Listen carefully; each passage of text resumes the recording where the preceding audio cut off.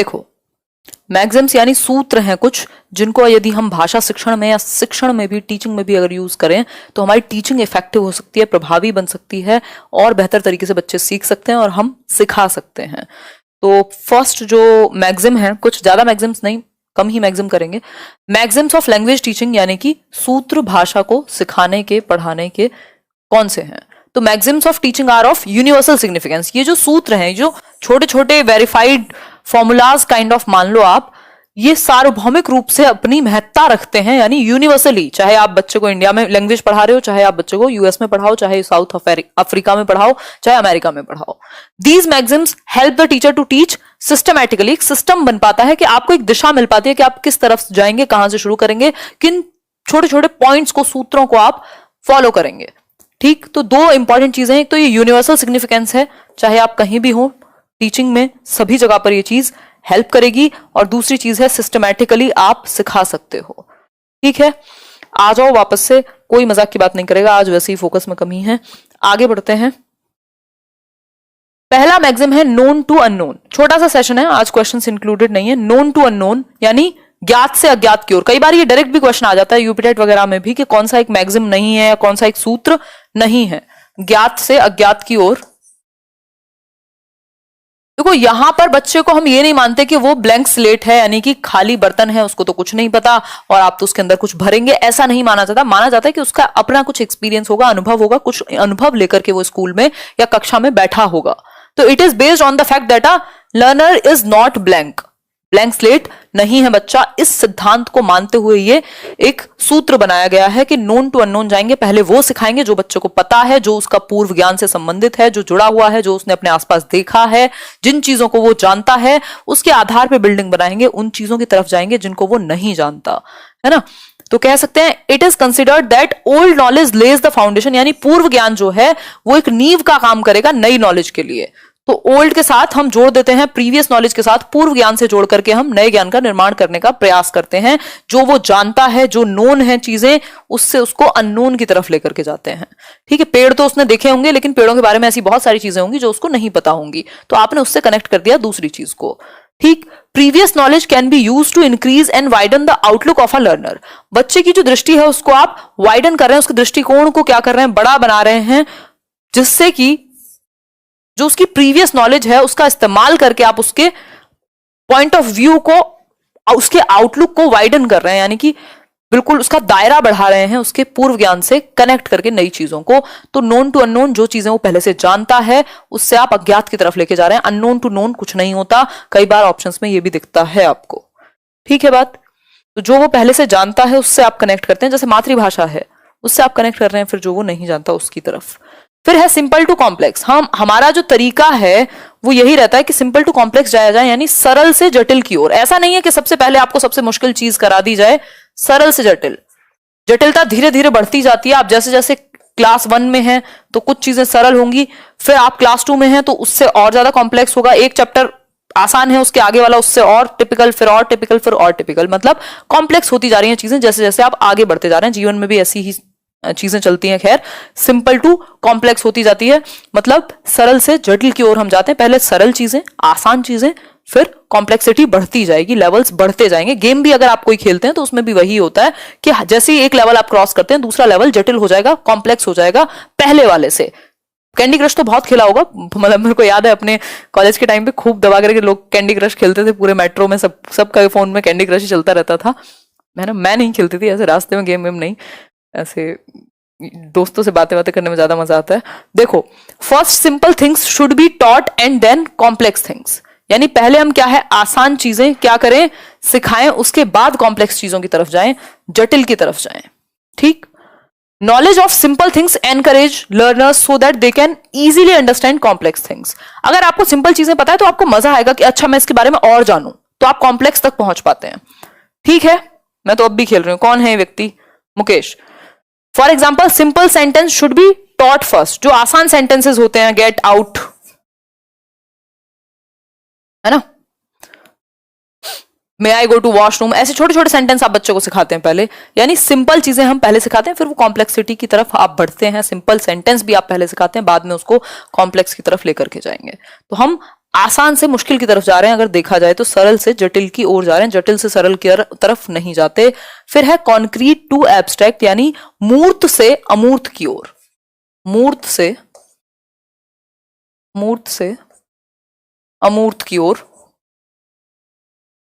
क्या है मूर्त से अमूर्त? आप जानते हैं कि मूर्त चीजें वो जिनको आप टच कर सके, जिनको बच्चा टच कर सके, फील कर सके, देख सके अपने सामने, वो है मूर्त, जो उसके अनुभव से संबंधित हैं। एब्स्ट्रैक्ट हैं जो विचारों में हैं, जैसे idea of love, idea of hate, idea of honesty. ये सब क्या है? ये एब्स्ट्रैक्ट कॉन्सेप्ट्स हैं। साइंस के बहुत सारे ऐसे कॉन्सेप्ट्स हो सकते हैं, कोई रिसर्च हो सकती है, वो एब्स्ट्रैक्ट कॉन्सेप्ट्स हो गए, जिनको जरूरी नहीं है कि आप नॉट नेसेसरीली कि आप उनको टच कर पाए, कि आप देख ही पाए सामने, ऐसा कोई ऑब्जेक्ट तो है नहीं। तो things taught with the help of concrete objects last for longer period. जिन चीजों को आप बच्चे के सामने दिखा देंगे, चाहे वो टीचिंग मटेरियल क्यों ना हो, ग्लोब है, अगर आपने ग्लोब में दिखा दिया अच्छा ये वाला देश यहाँ है, तो वो भूलेगा नहीं।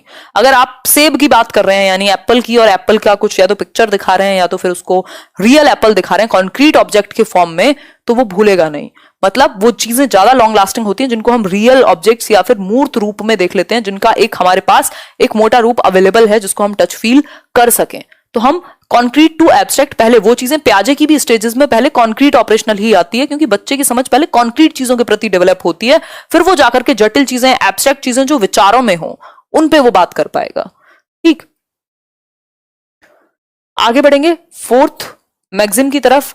फोर्थ मैक्सिम है एनालिसिस टू सिंथेसिस। एनालिसिस होता है विश्लेषण और सिंथेसिस होता है संश्लेषण, यानी आप विश्लेषण से तोड़कर पार्ट में देख करके बाद में उसको जोड़ करके कुछ नया क्रिएट करेंगे। ये एक लाइन की इसकी एक्सप्लेनेशन थी, फिर भी हम पॉइंट्स को भी देखेंगे। ठीक है बात? देखो शक्ति उसका क्या होता है, अभी तो कुछ फाइनल नहीं है। बागड़ी लैंग्वेज नहीं आती जी। हेलो पूजा मालविया।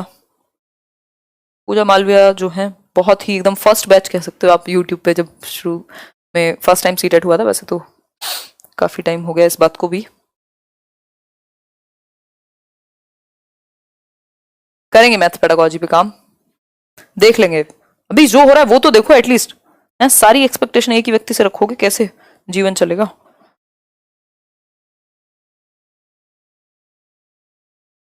क्या कह रहे हो रुद्र प्रताप?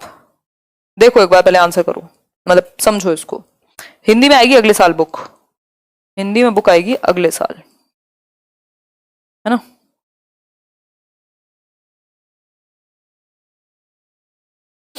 चलिए देखो एक बार, किसको इलेक्ट्रिक शॉक लग रहे हैं? अच्छा आ जाओ वापस।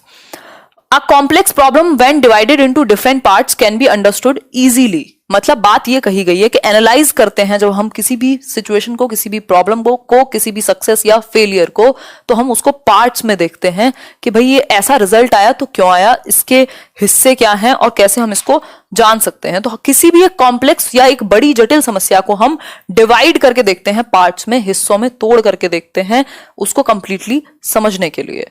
तो फॉर एग्जाम्पल जब हम different parts of a sentence सिखाते हैं and then the learner is able to understand the synthesis of sentences. मतलब पहले हमने सिखा दिया कि देखो पार्ट्स हैं ये सेंटेंस के, चाहे वो आपका नाउन हो, प्रोनाउन हो, या फिर वो प्रेपोजिशन है, सब्जेक्ट है, वर्ब है, इस तरीके की फिगर ऑफ स्पीच है, इस तरीके की चीजें आप पहले पार्ट्स में सिखा रहे हो, फिर उसको ओवरऑल बना करके दिखा रहे हो कि देखो इनका यूज करके कैसे आप सिंथेसाइज करके क्रिएट कर सकते हो। सिंथेसिस का मतलब है आप सबको जोड़ के कुछ नया क्रिएट कर रहे हो।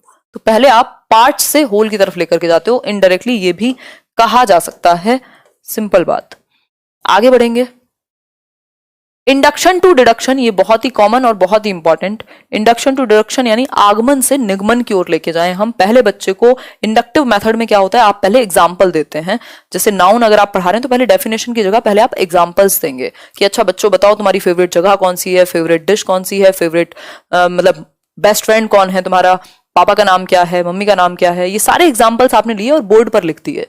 दैट मीन्स आपने एग्जाम्पल्स को पहले लिया, फिर आपने नियम बताया। तो एग्जाम्पल टू रूल गए आप। ठीक है बात? आप गए कहां? Example to rule. Induction to deduction गए। तो पहले आप बच्चे को एग्जाम्पल्स देते हो, फिर कंक्लूजन ड्रॉ करने के लिए उसके पास आप जाते हो, मतलब बाद में नियम बताओगे। तो कोशिश हम ये करेंगे कि पहले हम क्या करें, लेकिन डिडक्टिव मेथड में क्या होता है, पहले हम रूल बताते हैं, जैसे a+b का होल स्क्वायर बता दिया, उसके बाद आप प्रैक्टिस करा रहे हो। तो जो टीचिंग है वो इंडक्टिव से डिडक्टिव की ओर जानी चाहिए कायदे में। तो है ना। वैसे आप दोनों को यूज कर सकते हो साथ में मिला करके, बट कायदे में आप एग्जाम्पल टू रूल लेके जाओ। सिंपल। आगे बढ़ेंगे नेक्स्ट पॉइंट की तरफ।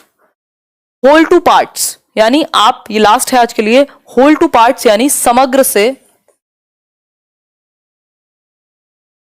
हिस्सों की तरफ। ठीक है बात, देखते हैं इसको। बिल्कुल जी गौरव, सही बात है। क्या हुआ मानस, पढ़ लो पढ़। First the whole lesson should be taught and then its part should be analysed and studied intensively. अब कैसे समझोगे इसको? मान लीजिए कोई पोयम है या कोई एक स्टोरी है, उसको कंप्लीट आपने समझा दिया, बच्चे को सुना दिया, समझा दिया, पढ़ा दिया। उसके बाद जो उसके पार्ट्स हैं, पैराग्राफ में आपने देखा ये वाला सेंटेंस है, ये वाली वर्ब की फॉर्म यूज हुई है, इसका ये मीनिंग है। पोयम है तो उसमें फिर आप दिखा रहे हो इसका क्या मीनिंग है, इन लाइंस का क्या मीनिंग है, इसके क्वेश्चंस हैं, आंसर्स हैं। मतलब पहले आप होल एज अ होल एक कंप्लीट अंडरस्टैंडिंग बना रहे हो, बाद में फिर आप उससे रिलेटेड इंटेंसिवली जो पार्ट्स हैं उनको भी गहनता से समझा रहे हो कि अगर ये यहाँ पे सेकंड फॉर्म यूज हुई है तो ये कैसे हुई है, ये क्या क्या इसका रोल है, कहाँ कहाँ सेकंड फॉर्म आती है, कौन से सेंटेंस में हमने पढ़ा था। तो एक तरीके से आप होल टू पार्ट्स लेकर के चल रहे हो कि पहले एक कविता का पूरा सार समझ आ गया, फिर आप बीच बीच में उससे तोड़ करके चीजें समझने की कोशिश कर रहे हो, या इंटेंसिवली मतलब डिटेल में जा रहे हो पॉइंट्स के। पहले एक कंप्लीट अंडरस्टैंडिंग आपने बना ली, एक ओवरऑल समरी आपने गेन कर ली। तो ये एक बेसिक सी बात हुई। आज का सेशन बहुत ही छोटा सा था, बट एक आध नंबर में जरूर आपको कहीं ना कहीं हेल्प कर जाएगा।